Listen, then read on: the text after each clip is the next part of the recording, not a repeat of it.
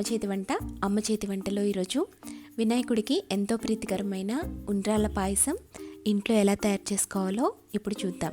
ఈ ఉండ్రాళ్ళ పాయసానికి ముందు స్టవ్ మీద ఒక తిక్కుగా ఉండే ప్యాన్ పెట్టుకుని అందులో 1.5 కప్పు వాటర్ని యాడ్ చేసుకోండి. వాటర్ యాడ్ చేసిన తర్వాత ఇందులో రుచి కోసం చిటికెడు ఉప్పుని యాడ్ చేసుకోండి. వాటర్ బాయిలింగ్ అయ్యేంత వరకు మరిగించండి. ఇలా వాటర్ బాయిల్ అవుతుండగా ఇందులో 1 కప్పు వరిపిండిని యాడ్ చేసుకోండి. వరిపిండి మొత్తాన్ని యాడ్ చేసి గరిటెతో ఈ విధంగా పూర్తిగా పిండి వాటర్ కూడా కలిసే విధంగా ఒక 2 నుంచి 5 నిమిషాల పాటు బాగా మిక్స్ చేసుకోవాలి. ఈ విధంగా గరిటెతో పూర్తిగా కలుపుకున్న తర్వాత స్టవ్ ఆఫ్ చేసేసుకోండి. దీన్ని ఒక 2 మినిట్స్ పాటు చల్లారి పెట్టుకోండి. చల్లారిన తర్వాత ఈ పిండి మొత్తాన్ని ఒక ఉండలాగా చుట్టుకొని పెట్టుకోండి.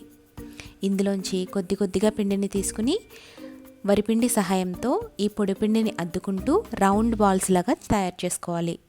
చిన్న బాల్స్ని తయారు చేసుకుని పక్కన పెట్టుకోండి. ఇలా పిండి అంతటినీ కూడా బాల్స్ లాగా ప్రిపేర్ చేసుకుని మిగిలిన వరిపిండిని కూడా ఇందులో కలిపేసుకుని పక్కన పెట్టుకోండి.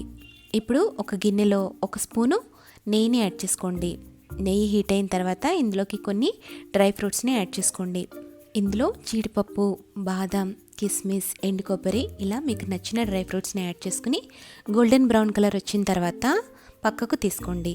ఇదే గిన్నెలో ఒక 1/2 లీటర్ వాటర్ని యాడ్ చేసుకోండి. వాటర్ మరుగుతుండగా ఇందులో చిటికెడు సాల్ట్ని యాడ్ చేసుకోండి. టేస్ట్ కోసమేనండి ఈ సాల్ట్. ఇలా బాయిలింగ్ అవుతున్నప్పుడు ఈ వాటర్లోకి మనం చుట్టు పెట్టుకున్న ఉండ్రాల్ని యాడ్ చేసుకోవాలి. పిండితో సహా ఉండ్రాల్ని యాడ్ చేసేయండి. ఇప్పుడు ఒకసారి కలుపుకుని ఇందులో 2 టేబుల్ స్పూన్ల వరి నూకని యాడ్ చేసుకోవాలి. ఈ వరి నూకని మనం పాయసం చిక్కదనం కోసం యాడ్ చేస్తున్నాము. వరి నూక ప్రిపేర్ చేసుకోవడం చాలా ఈజీ అండి.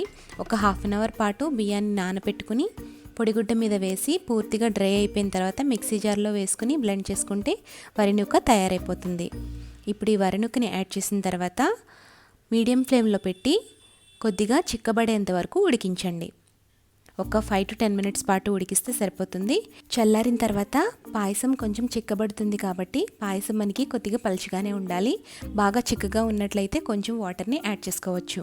తర్వాత ఇందులోకి మీకు టేస్ట్కి తగ్గట్టు షుగర్ కానీ బెల్లాన్ని కానీ ఒక 3/4 కప్పు యాడ్ చేసుకోండి. షుగర్ అంతా కరిగేంత వరకు ఒక 2 నిమిషాల పాటు కలుపుకోండి. షుగర్ పూర్తిగా కరిగిపోయిన తర్వాత ఇందులోకి 1/2 టీ స్పూన్ యాలకుల పొడిని యాడ్ చేసుకోండి. అలాగే 3 టీ స్పూన్ల ఎండు కొబ్బరి పొడిని కూడా యాడ్ చేసుకోండి. ఎండు కొబ్బరి ఇష్టం లేని వాళ్ళు ఇందులోకి ఉడికించిన పెసరపప్పు కానీ లేదా ఉడికించిన పచ్చిశనగపప్పుని కానీ యాడ్ చేసుకోవచ్చు. ఇలా మీకు రుచికి తగ్గట్టు పప్పుని కానీ కొబ్బరిని కానీ యాడ్ చేసుకుని ఈ కుడుముల పాయసాన్ని ప్రిపేర్ చేసుకోండి. ఇలా ఒక 5 మినిట్స్ ఉడికించిన తర్వాత స్టవ్ ఆఫ్ చేసేసుకోండి. ఇప్పుడు సర్వింగ్ ప్లేట్లోకి తీసుకుందాము. సర్వింగ్ ప్లేట్లోకి తీసుకుని చివరిగా మనం వేయించి పెట్టుకున్న డ్రై ఫ్రూట్స్ని యాడ్ చేసుకుంటే వినాయకుడికి ఎంతో ఇష్టమైన ఉండ్రాళ్ళ పాయసం రెడీ అయిపోతుంది. మీరు కూడా ఈ వినాయక చవితి రోజున ఈ రెసిపీని ట్రై చేసి మీ ఫీడ్బ్యాక్ని నాకు కామెంట్ చేయండి. అలాగే వీడియో నచ్చితే లైక్ చేసి సబ్స్క్రైబ్ చేసి షేర్ చేయండి.